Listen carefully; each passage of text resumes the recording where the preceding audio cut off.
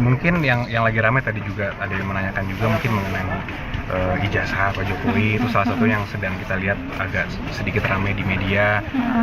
Jadi ya kita melihat sebenarnya ini kan perkara sudah lama, Mbak. Sudah dari 2023 perkaranya, dan kita sudah menjadi kuasa hukum Pak Jokowi. Dari situ ada 2 gugatan juga di PN Jakarta Pusat dan 1 juga di Petun, dan itu sudah kita menangkan. Dan gugatan dari lawan juga sudah kalah. Jadi sebenarnya kita juga bingung nih, kenapa masih ada juga pihak-pihak yang menanyakan juga mengenai keaslian ijazah Pak Jokowi. Karena kami juga melihat khususnya dari pihak instansi yang berwenang pun, dari UGM pun juga sudah memberikan statement yang clear bahwa memang jelas ijazahnya juga sudah diakui dan Pak Jokowi memang merupakan alumni dari UGM. Itu sih secara gambaran besarnya. Ada langkah baru, Mas? Ada Langkah baru? Langkah baru sebenarnya kita masih pertimbangkan ya, karena dari dulu kan kita selaku kuasa dari Pak Jokowi, selaku tergugat, lebih pasif.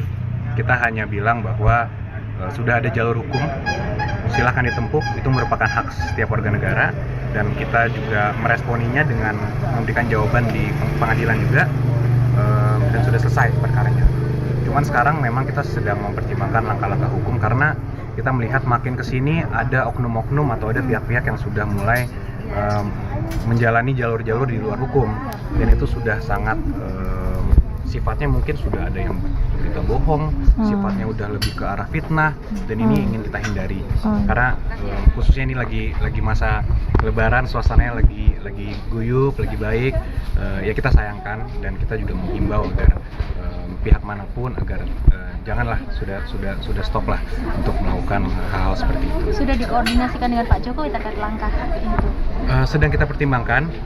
Kalau dari Pak Jokowi kan dari 2 tahun lalu juga sebenarnya belum mau melakukan apa-apa, karena memang ya mungkin Mbak tahu sendiri sifatnya Pak Jokowi.